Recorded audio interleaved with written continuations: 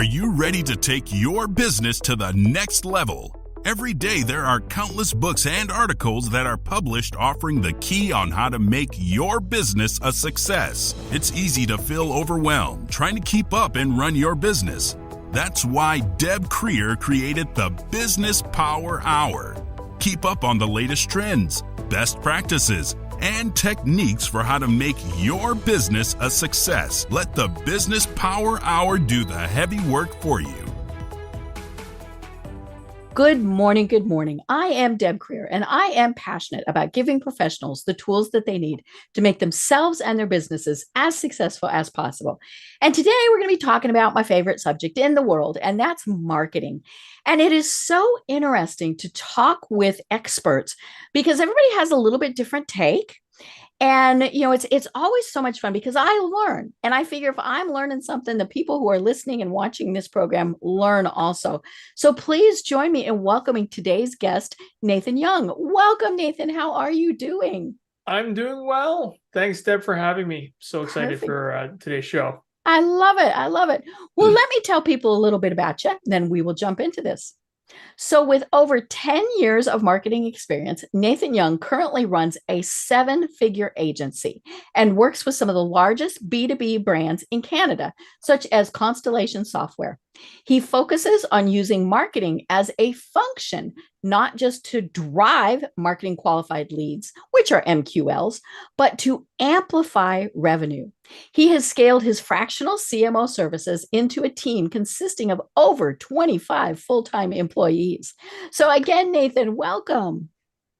I'm super excited to share whatever I can, and hopefully the listeners today get some value from my experiences. Perfect. I'm sure they will.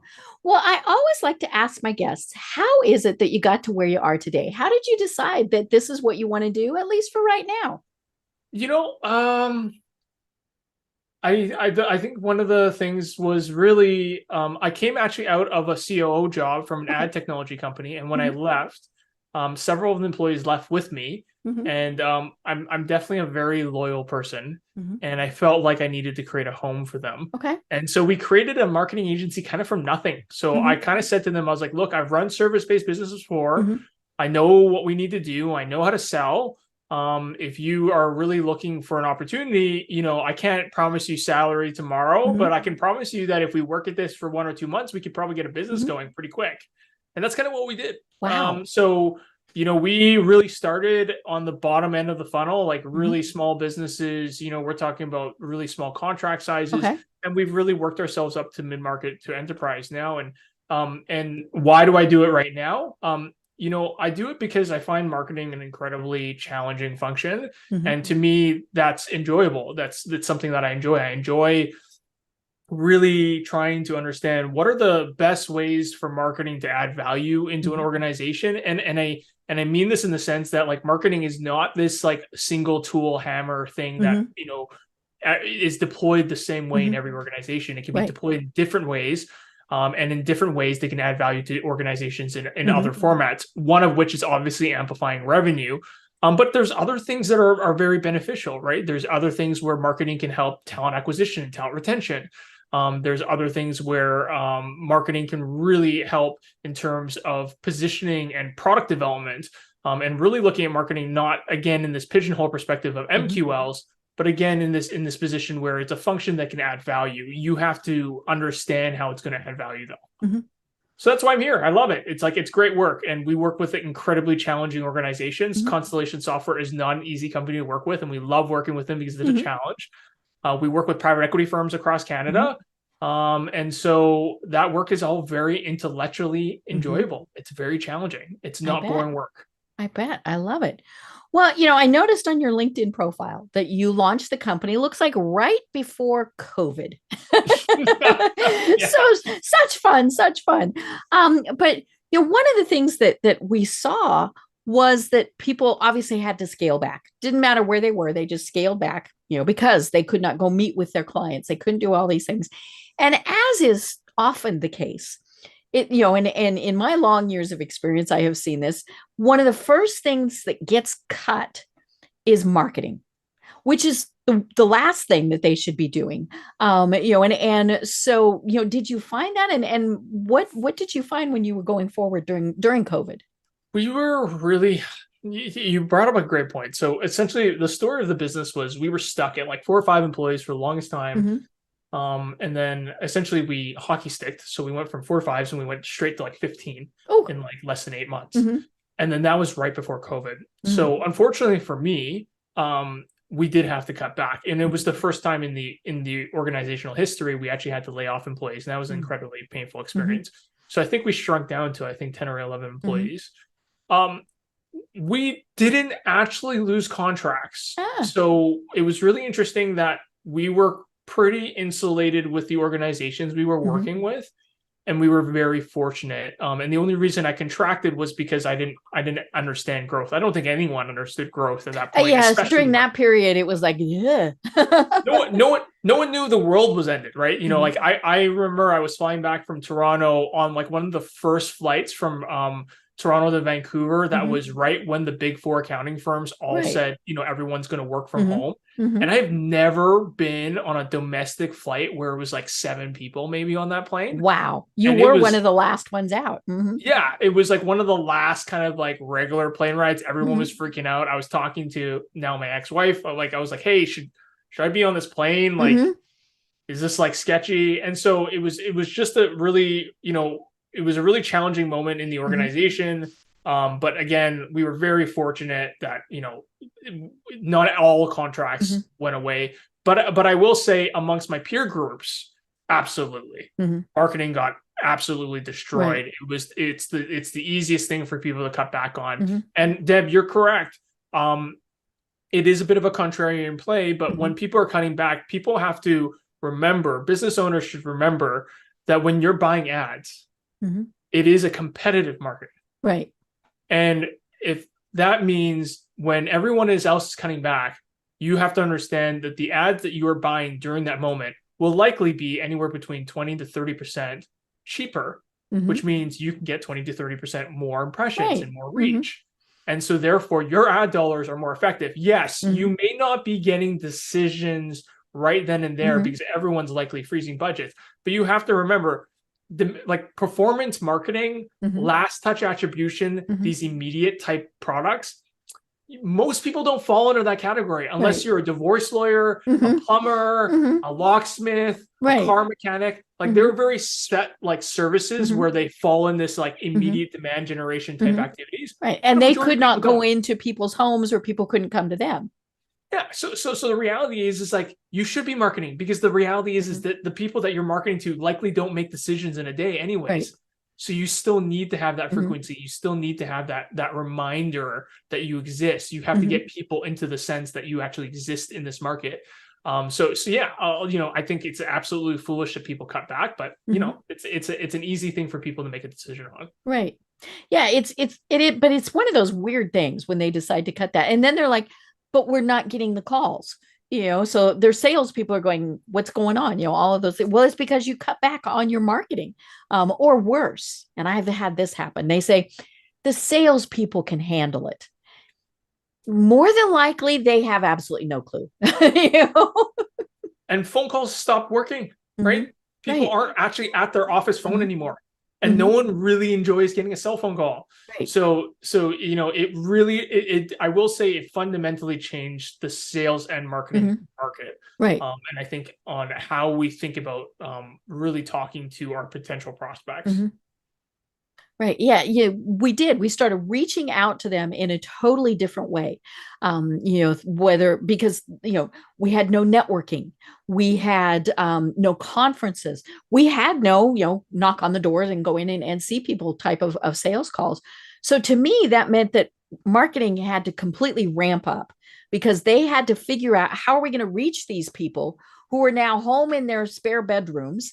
They're not sure if the company is going to exist tomorrow, all of those various things. And the funny thing is that because everyone's working at home, I can almost guarantee you how much more time are these people actually spending time working versus potentially just browsing the internet. Right. And so there was actually this great opportunity for people to get in front of people that they don't normally get a lot of face time with on ads, not in person, because I'm going to be honest here. Everyone that started working from home, I don't believe you for a second that you're going to tell me that you are more efficient for the first 3 months. You were probably less efficient. Yeah, because you were like, wee. Yeah. No one's behind. Like, you know that moment like when your boss walks by and you got to close your window. Well, there's really none of that anymore, right?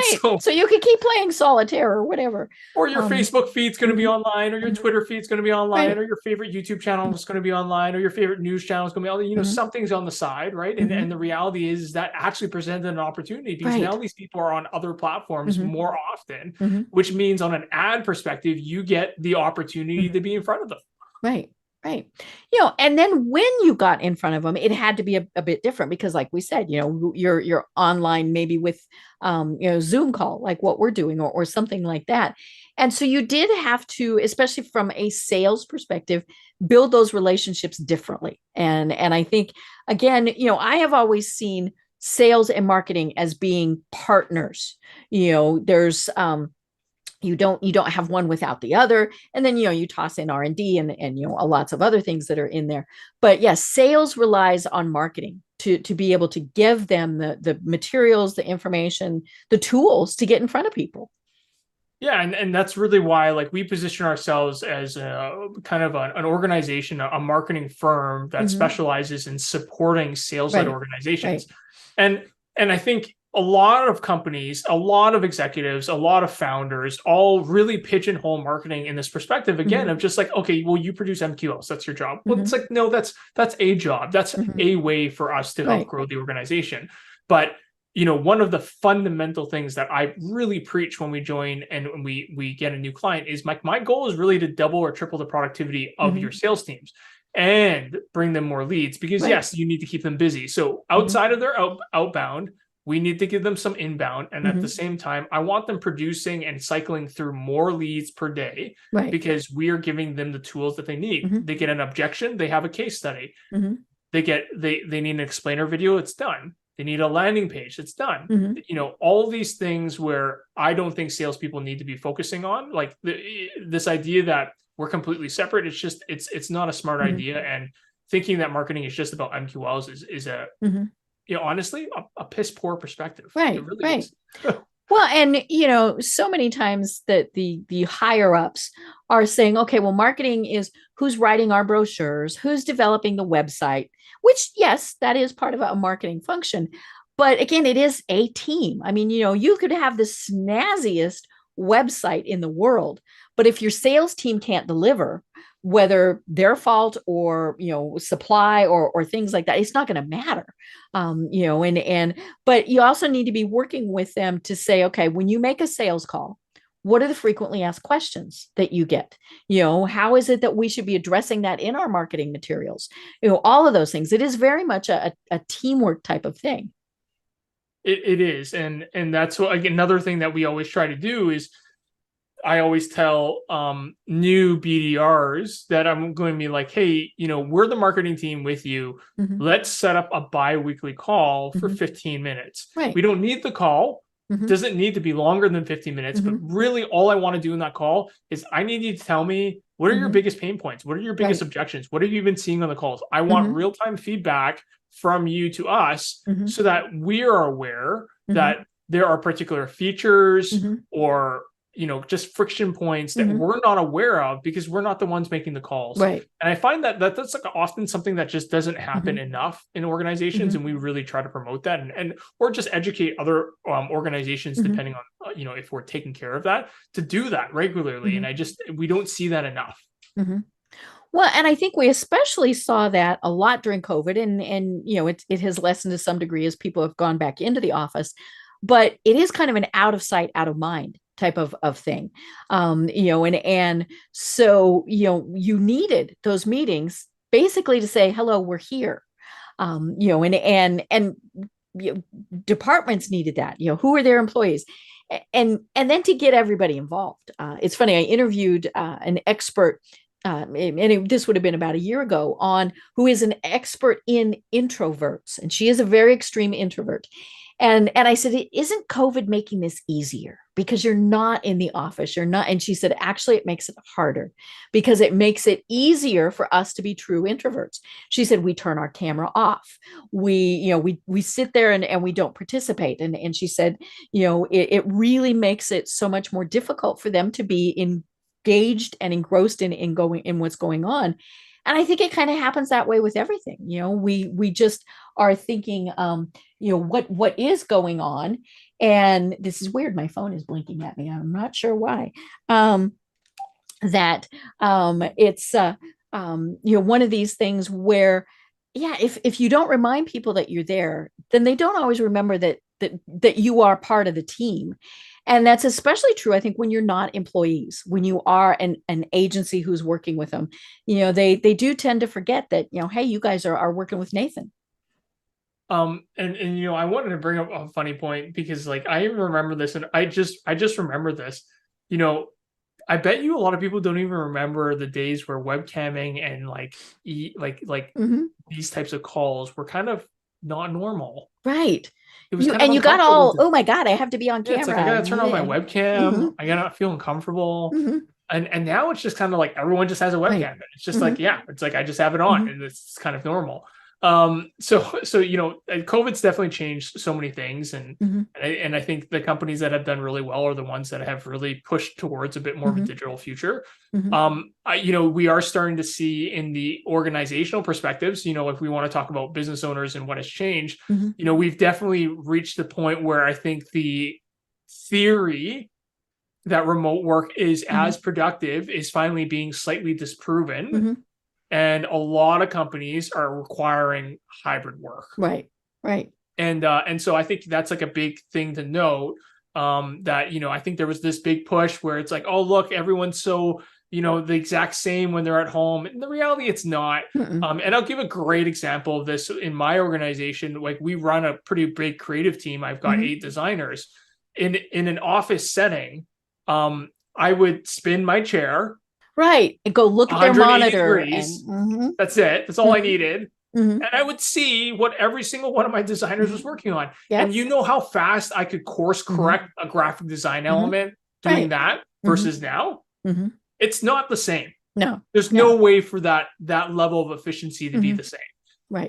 So I think this idea that remote work, I think in very particular roles and responsibilities, remote work works, but I think in other responsibilities, it just doesn't. Like a superintendent for a construction company, you're never going to do remote work. Right.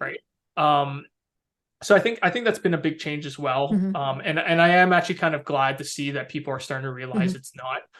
But I think the workforce needs to accept that too. I don't think the workforce is willing to accept that. Yeah. And I do agree. And I think the hybrid is probably, kind of the best thing, because people do get used to working at home. I tell people, I don't want to put my shoes on. Why do I have to put shoes on? But I think there's so much of those quick, like you were saying, those quick little interactions that take place when you are in the same space, whether it's you can turn around and you can see somebody's monitor, or you bump into them when they're getting coffee, or, whatever. And sometimes those quick interactions are the biggest thing that happens that day.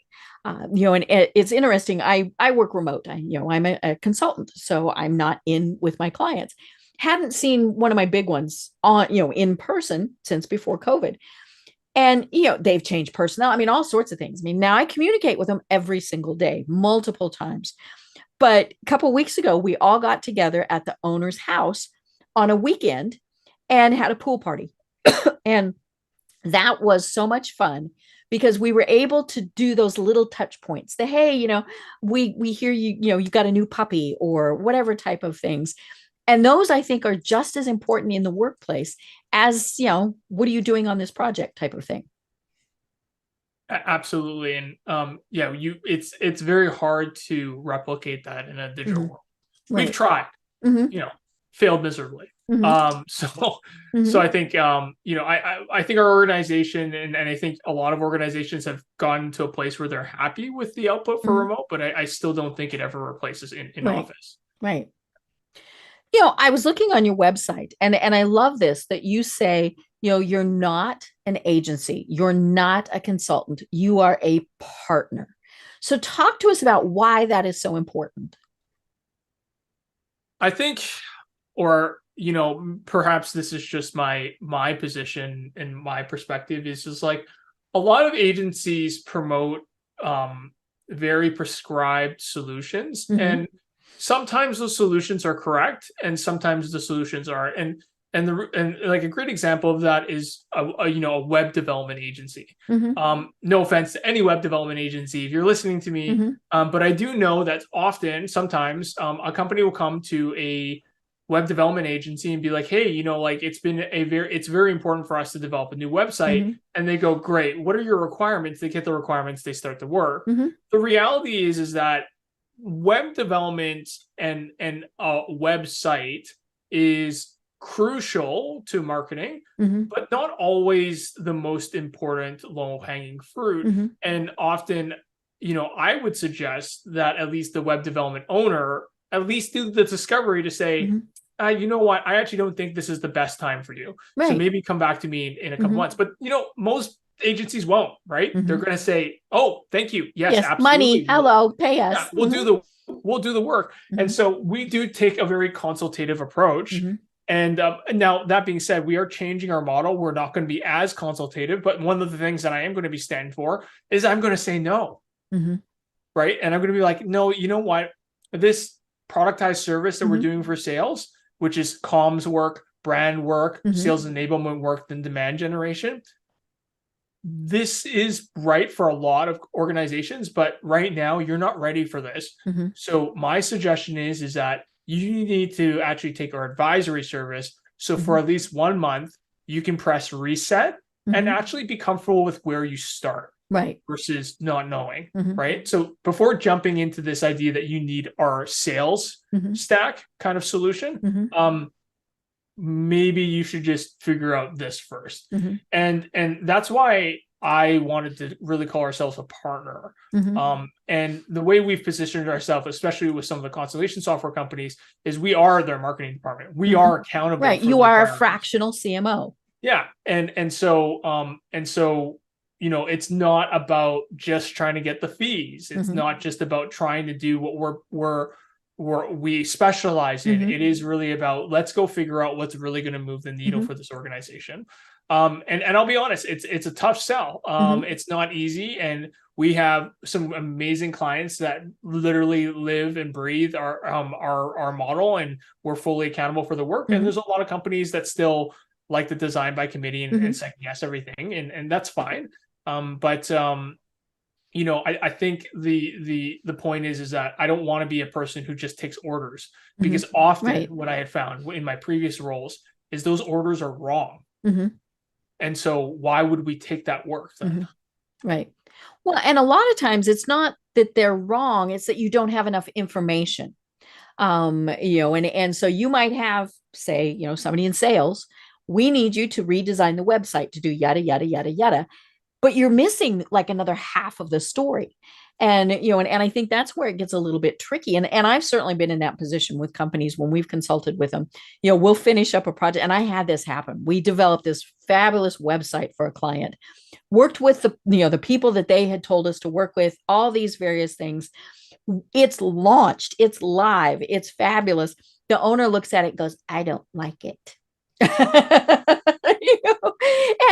And luckily I was, this was, I learned the hard way on this. I had it in writing. I had, you are to work with these people. They will give final approval, and so I said, well, I'm not sure what to tell you because we followed the contract. If you didn't like it, you should have chimed in much earlier. We'd be more than happy to make revisions. However, this is the cost. and then of course he decided he really liked it. But yeah, it's when you're not part of that team, it is easy for things to get dropped and missed. And also just getting alignment is so difficult. Right. And so it's probably the biggest thing that we face with almost every organization. And The sad thing that I have just come to the realization, and I haven't just come, I think I've just come to the acceptance that it's actually very, very much real, is marketing. Like, everyone thinks they're a marketer. Right. Every single person thinks they're a marketer. Now I'll say this: there's there's amazing CEOs and founders that are the ones that know they're not good marketers and hire great marketers. But more often than not, if there's one role that I think everyone feels like they can do, feels like they have the ability, or they're slightly overconfident, they carry a ton of bias towards the fact they can do it, it's marketing. Right. And so you get a lot of opinions, and people often forget that, one of our jobs is to do great marketing, and the second one of our jobs is actually to navigate politics. Because the other thing that we have to be very sensitive on is the fact that we know that we affect the organization, and therefore our decisions will impact other people in the organization. And there is a lot of political operations required that I think a lot of companies don't see or understand.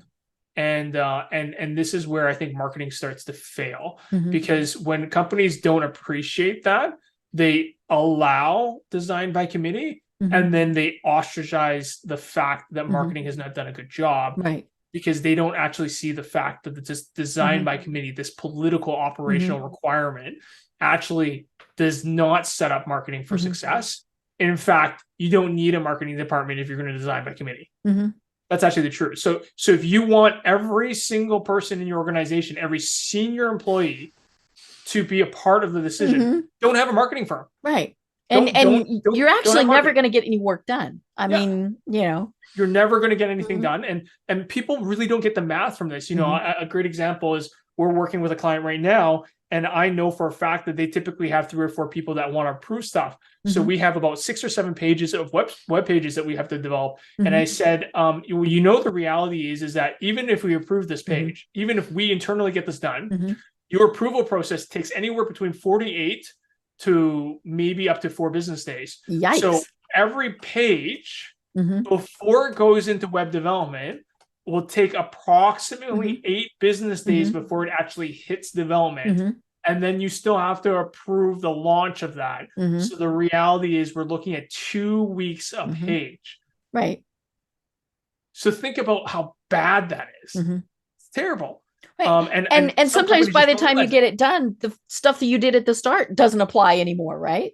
Yeah, it happens all the time. And so a lot of companies need to be in the mindset that you got to set up marketing for success. And that means you got to let marketing own their work, which means you fire them if they don't do a good job. Right. But if you fire them because you've had design by committee, you're firing the wrong person. Right.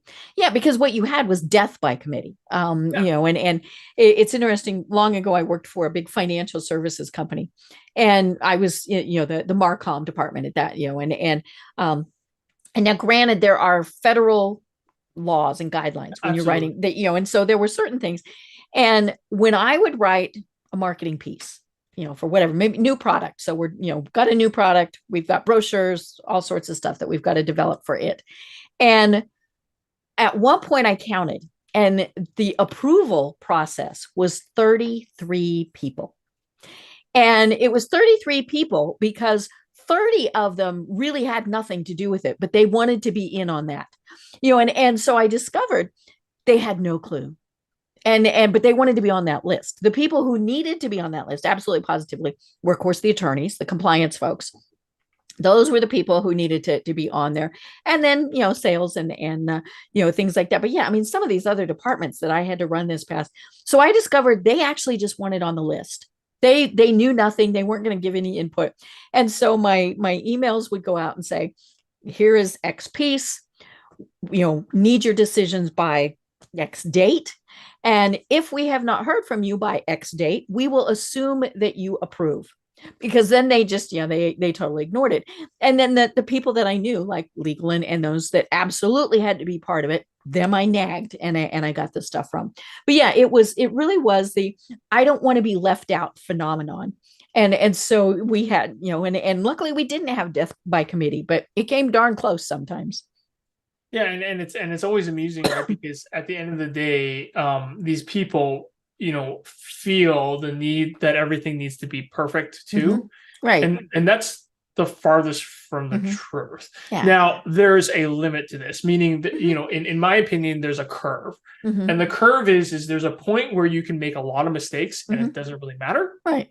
And then there's a point where it crescents, it hits that peak, and then it becomes very detrimental if you're not. So, for example, you're buying the Super Bowl ad, don't have a mistake. Right. Because that's a lot of money. It's a lot of money. Well, forget the money. Just think about the impressions, right? Right. And the impression time and all that. And then there's the mom and pop, law firm in Idaho doing an ad on a billboard they can barely afford. Fact of the matter is, you could probably make a mistake. Probably no one's really going to notice. It's not going to really. As long as you've got, say, the phone number correct, then you're okay. Yeah, and so the fact of the matter is like some people spend way too much time for doing nothing. Right. They get all these people involved on something that's going to make very little impact, and it actually just makes more impact if you just get it out there because you actually drive observations from it. Right. You can see if this ad actually works because guess what? If your ad is so good that you only get 1,000 impressions because you can't really afford anything else. And guess what? Then you're going to know that. And if it is really bad, you're going to know that really quickly too. But you're not going to know that if it's going to spend 6 weeks. If it's never out. Right. Yeah. Right. So it's just like this idea that all these companies are so uptight on ad copy and graphics and how edgy they are. It's like, you're delusional.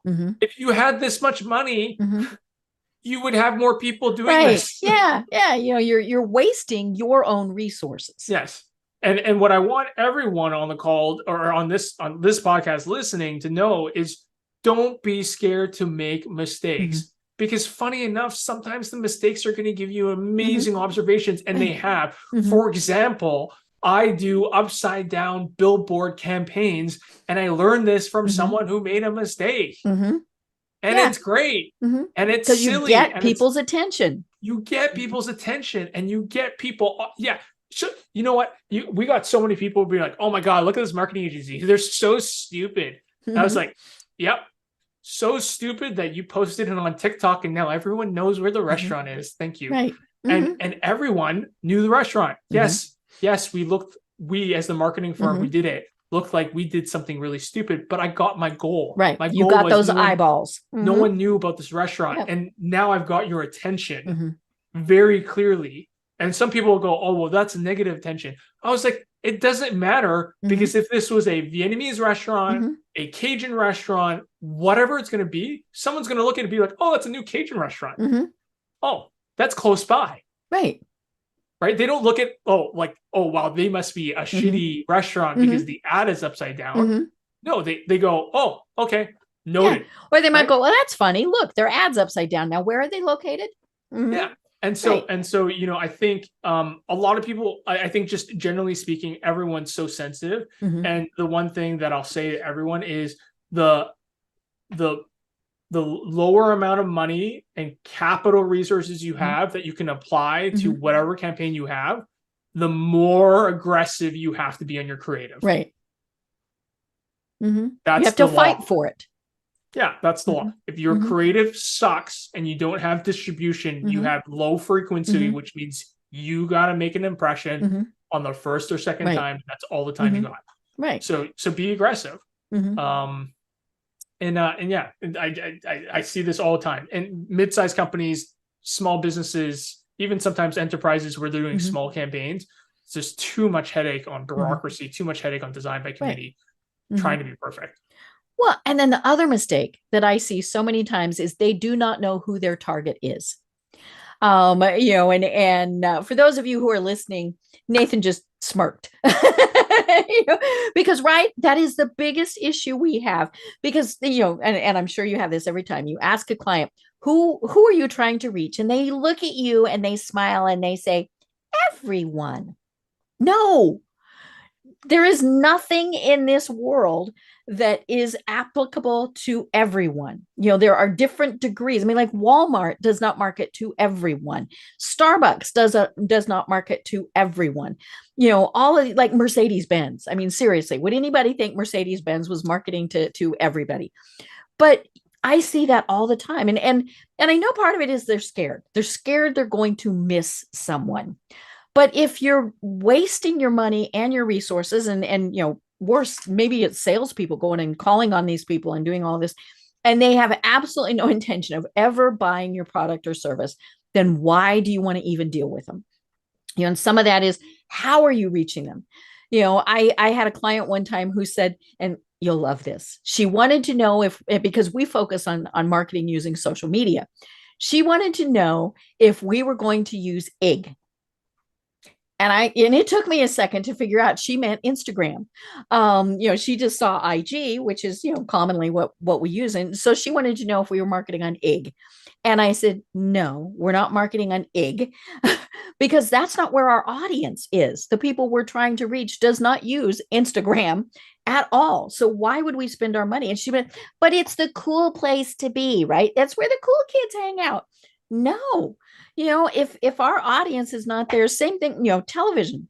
I always love it when I'm watching TV and a commercial will come on and I'm like, somebody screwed up. That ad should not be running during this program. Maybe it's very much, an adult theme type of program like crime or something. And a commercial for kids will come on. And I'm thinking, now that's a real good salesperson that talked him into doing that. But it was a waste of money, and so that's the worst part is then they look at it and go, well, we got nothing from that. Therefore, we're never doing it again. And maybe it was just, okay, well, we like that television station or that, whatever it is, we just weren't in the right place at the right time.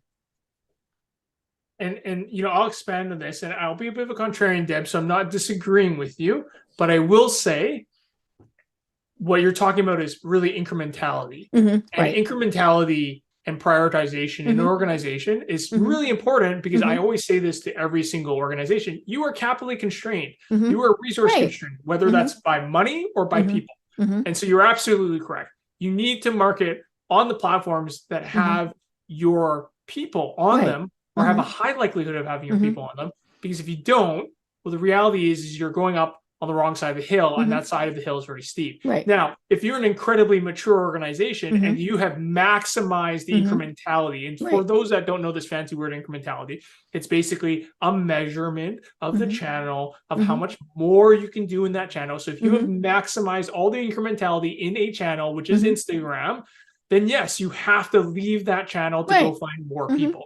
But I will tell you right now, I can tell you right now, everyone that's listening, it is unlikely you have maximized the incrementality of one channel. It is very unlikely. Unless you're doing 20, 30, 40 million dollars, you've probably not even maximized. You can easily maximize a single channel past seven figures very easily. Right. You can easily use LinkedIn for seven figures very easily.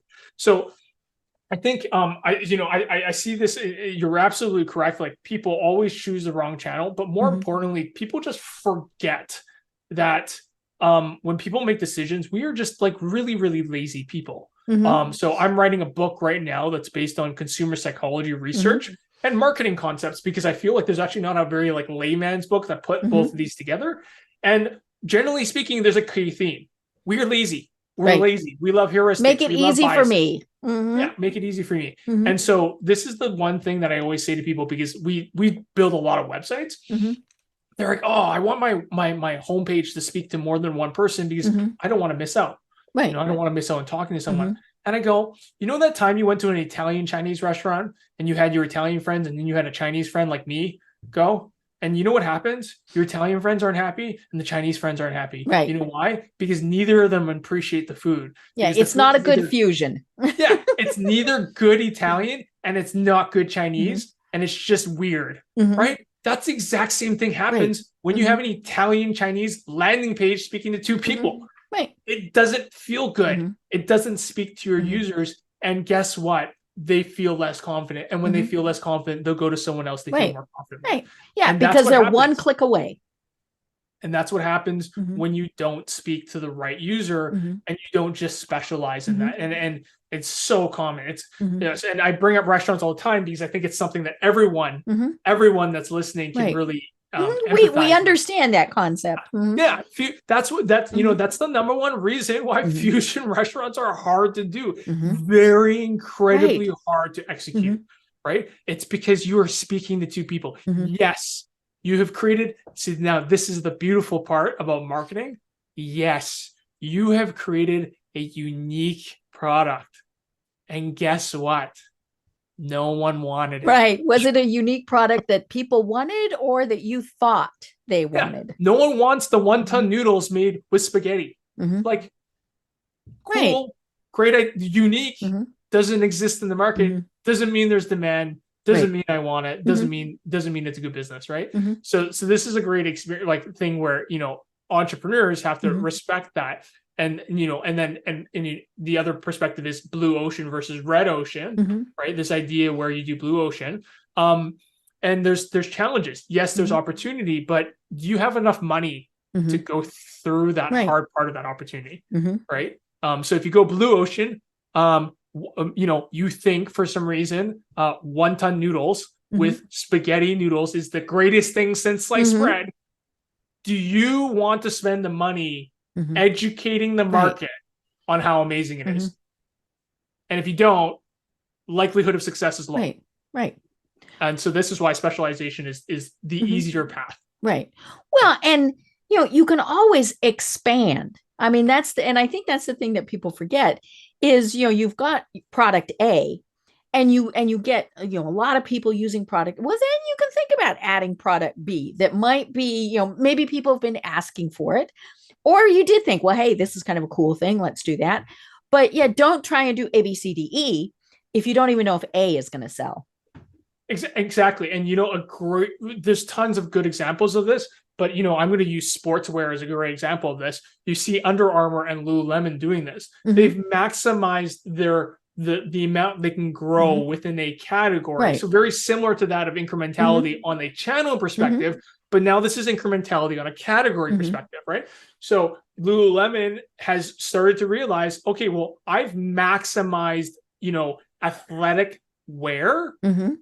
And now I think I can't remember how many years ago, 5 or 6 years ago, they were like, let's go to athletic leisure Mhm. casual wear. Right.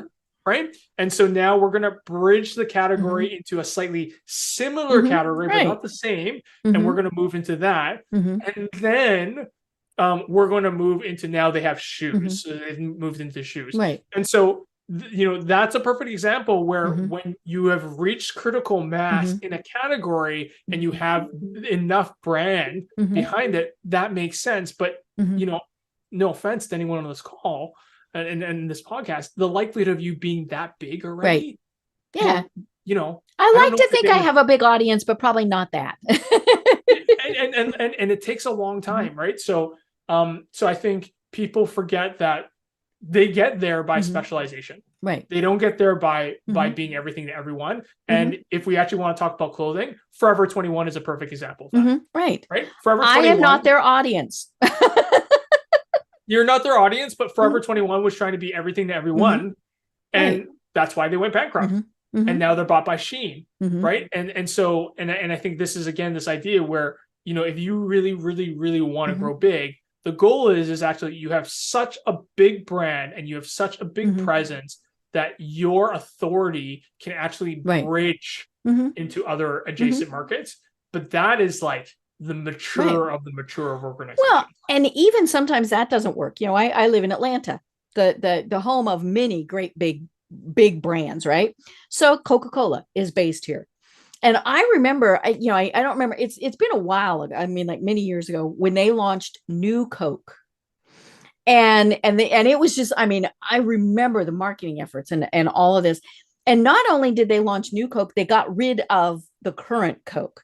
Now, people like Coke for a certain taste, right? I'm a Coca-Cola person. I don't like Pepsi because to me, Pepsi is so sweet. And so they went, oh, hey, we're going to launch this new Coke. And the uproar was, of course, huge. And so then they went back to classic Coke for a while. And then poor new Coke just died. I don't think you could probably buy it anywhere. But yeah, they thought, let's force the market into this new product. And the market said, and they just refused to buy it. And I mean, they would have the money to be able to reach out and do as much, and it didn't work because they tried to force a product on people that people didn't want. They were fixing a problem that didn't exist. Often the curse of an entrepreneur. Right. Well, I remember. Go ahead, Deb. Well, and they tell us as marketing people, what is their pain? How can we fix it? Well, we don't always know. And I like to put a different twist on that. I say, how can we bring them pleasure? Why do we have to be dealing with pain? Why can't we deal with pleasure? But yeah, if we don't get either that pleasure or that pain right, it is a total waste. Yeah, and often even the prioritization of that pain, right? Is this something that's actually painful enough to make them create action? And I think more often than not, most companies don't validate that early enough in their product development stages, right? And companies just need to be, this goes back to people think they know marketing. I think let's forget marketing for a second. And I said this in my last podcast where I was guesting. I said entrepreneurs just need to lose their ego. Or, people and organizations just need to lose their ego. And if we did, honestly, I think a lot of companies would be a lot better off. Right. It's kind of like Coke trying to force a new product on people. Yeah. Just lose the ego, right? Solve a problem that people really want, and if the numbers make sense, then continue doing it, but don't assume where it's thing. And Kodak is a great example of ego. Oh yeah, right? People aren't going to do digital cameras. What are you talking about? And the other thing, like this is ego, right? And one of the reasons why Kodak wouldn't move was because they felt like it was going to cannibalize their market, and that's fine. Right. I can appreciate that. I can really deeply appreciate that. I wouldn't want my business to be cannibalized, this thing that I've been building for my entire life. And then I'm just going to assume someone's going to take my market over. But the reality was like, that's what the market wanted. Right. That's where the market was trending. And you chose to ignore it. And now you don't exist. Right. Right. Hello, Blockbuster. Blockbuster is a great example. Yeah. Like Blockbuster, Kodak, two amazing examples of massive organizations.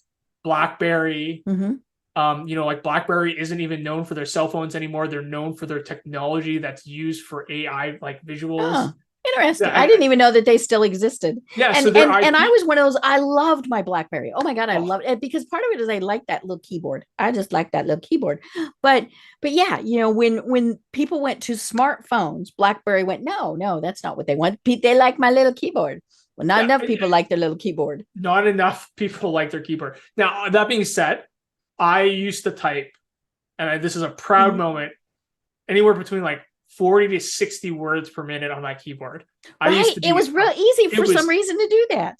I can't do that for the life of me on a touch screen. No. But there's just not enough users like me who I genuinely loved it. I stuck with my BlackBerry as long as I could, and then I finally gave up because they stopped innovating on their hardware. Right. And I think that's where they started to really lose me. So again, great examples where I think ego really kills a brand. Right. And I think especially when it comes to marketing, we got to lose our egos. Right. So how do you create a good marketing team? Because like you said, everybody thinks that they can do it. So how do you create a good marketing team? So I have a system where it's like for Series A companies and like companies that are raising money or just like seed fund. Typically what I recommend is you want a product marketer to come on first, because I define a product marketer as a person who focuses on building the product, making sure that you actually have documentation around your features, what benefits are provided, and matching that up to pain points and proving those pain points and actually like proving like a market, like a product market fit. Like that's the job of the product marketer, right? It's to really prove out this product market fit. And I find that, again, a lot of companies just don't do that. Right. So that's generally the first hire, because if you don't have someone who's just spending their time on that, typically the CEO or the founder or the salesperson, they're not doing that. They're kind of doing it, but they're not doing a great job. Right. You want someone focused on that. Until you can afford 4 internal employees, my recommendation is you're likely better off working with an agency. Why do I say that? Is because if you don't work with an agency, what you're going to end up doing is you're going to hire a bunch of generalists that work within your organization. And generally speaking, depending on where these generalists come from, they will also be very pigeonholed in their experience. For example, so they might be a social media expert or yeah. And more importantly, if they come from a larger organization, it's likely they don't actually have a lot of experience, because if they come from a larger organization, they've likely been pigeonholed in particular tactics that they need to execute or manage.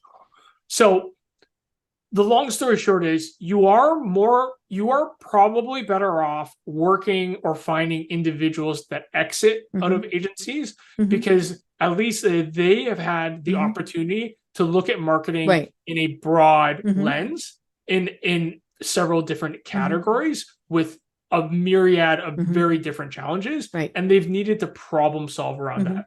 You hire someone who's only had corporate experience, I'm going to argue that they may have great operational experience. They may be able to do process really well, but they're not going to have those problem solving skills that you'll see in someone who's worked successfully inside of an agency. Now, that all being said, the person from the agency is going to be bloody expensive. And the person from the industry is likely going to be similarly expensive, but with less experience. So again, if you can't afford 4 people, you're going to need to hire an agency. In my opinion, pound for pound, you're probably going to get better value. And when you can hire 4 people, then you're going to hire specialists. So you're going to hire someone for SEO, you're going to SEO and content. You're going to hire someone specifically for demand generation to really own your data analytics and your media buying. And then you're going to hire a senior person who's really going to oversee the direction of your marketing. But if you can't afford all that, I would recommend just hiring a coordinator and having that coordinator work with agencies, and hope to God that you actually hire a good agency, because they should be leading those conversations, not your coordinator. Your coordinator just needs to make sure they're the coordinator. Yeah, he or she just gets the job done. But these agencies should be leading your thought process, because that's what you're paying them for. Well, and if you don't have the funds to be having full-time employees, then your need is smaller. And so that's where an agency is a very big benefit. You don't need 40 hours a week from somebody doing that. You need 10 hours a week or whatever. And that's where, outsourcing, whether it's an agency, a consultant, freelancer, whatever. But again, you need that coordinator, especially if you've got more than one that you have hired, because that coordinator is going to make sure that everybody is working together as that team. Yeah, which is exactly why we have a fractional CMO model, because the reality is not every company needs me full time. They need me in little chunks. It's not till maybe 2 or 3 years of successfully implementing marketing would you really need a CMO full time.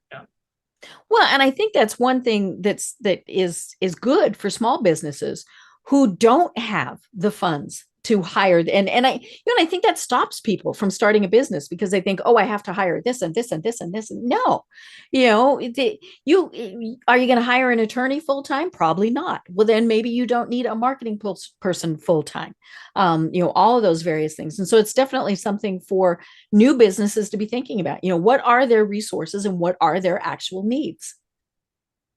And and just making sure that you do spend the time, right? Because spending $100 to $200 an hour for someone who's actually an expert in your market, it's going to save you thousands and thousands of dollars in the long run, right?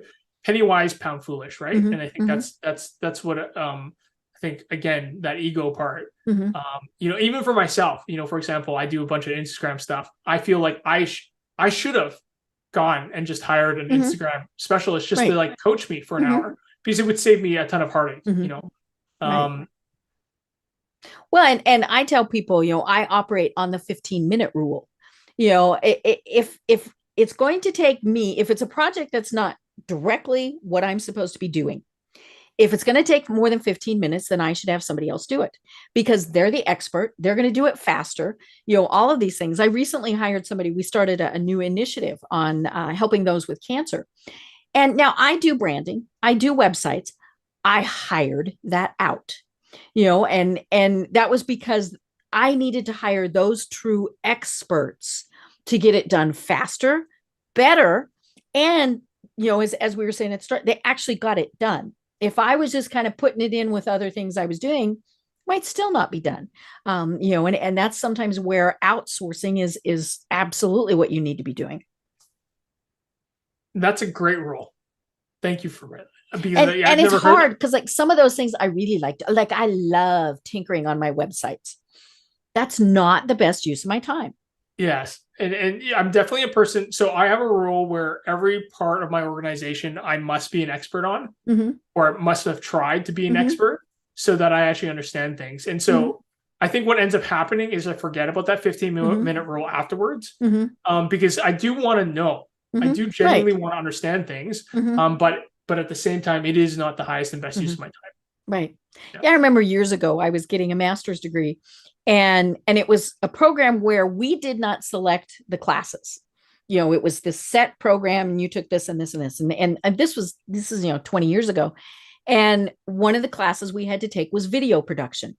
And it was back when, you still had these huge video rooms and all sorts of stuff. And I remember I told the instructor, this is not something I'm ever going to do. Why do I have to take this class? Right.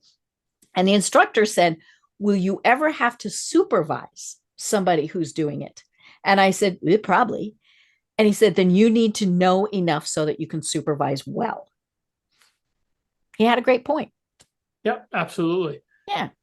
Well, oh my gosh, Nathan, we've only got a couple minutes left and we didn't even talk about new technology.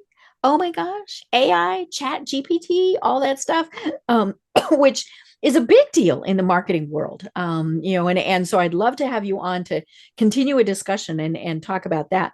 But until then, tell us a little bit more about your agency, which is Find Your Audience. Tell us a little bit more about it and what are the services that you provide? So we predominantly focus on B2B sales-led organizations. And just as I've mentioned, we kind of have a 5-step process where we work with these organizations. And the first step of that process is we actually look to help double down on your sales-led part of your organization. And we do that by doubling or tripling the productivity of your sales team by taking away all the stupid things they should not be doing. That includes your decks, your case studies, your product slicks, your conferences that for some reason one of your account managers is dealing with. They should never be doing these things. And also just all of the logistics required for those conferences. Because again, as a sales-led organization, I know that sometimes some of your best leads come from these conferences. But it's going to be even better when we focus on really activating those conferences for you and not your salespeople, right? Really procuring swag that's meaningful. So not those pens and those notebooks that no one really cares about. And really creating an experience where we add value. So that's kind of the first main step. And then the second and third really focus on sales enablement tools and demand generation. And then finally, at the end, we really go into brand and marketing and kind of the awareness part of the, but we understand and respect that a lot of organizations are sales-led, and we want salespeople to know that we build marketing around them. So we don't drive our own boat, we build it around them because we know, again, when it comes to incrementality, let's maximize incrementality. Let's maximize the channels that are working. And if you're a sales-led organization, I can almost guarantee you there's a way for marketing for us to help you increase that incrementality. And that's really our focus. I love it. Well, how do they find you? And then how do they connect with you? Awesome. You can find us at our website, which is www.findyouaudience.online. And if you want to find me, I'm on LinkedIn. So you can probably see that in the details of this podcast. And lastly, if you're ever interested in listening to my bloody marketing consumer psychology stuff, which I post every single day, so you would definitely learn something because I have is actually marketing bites, fya.marketingbites on Instagram. Ooh, I love it. I love it. Well, this really has been so much fun. Like I said at the very start, I love talking marketing because that's my baby. That's what I've been doing for all of my career. We won't say how long, but for a long time. But we do have to have you on again because I think this is such an important topic. But until then, do you have any final thoughts that you want to leave everyone with? My final thoughts is just don't overcomplicate marketing for yourself. Yes, you got to select priorities, but for just do not wait weeks for you to produce an ad. It's okay for you to make mistakes, because unless you're spending hundreds of thousands of dollars to push out that ad, no one's going to see it. No one's going to care. It's okay, right? Robbie Downer Jr. was an alcoholic and a drug person, and he's famous now. Guess what? No one remembers. So just remember, there are a ton of literal case studies of people ruining their lives, brands ruining themselves and reinventing themselves. So if you think your one little tiny ad and creative is going to impact your entire career, you are wrong. And you just be comfortable with that, because I really want everyone on this listening today just to take action and be comfortable and be bold. It's okay to be bold, be fun, and be different. I love it. So much fun. Well, I'm Deb Creer. I've been having a great conversation with Nathan Yeung. And until next time, everyone have a great day. Tune in for our next program for even more trends, best practices, and techniques for how to make your business a success. The Business Power Hour, hosted by Deb Creer, is proud to be part of the C-Suite Network.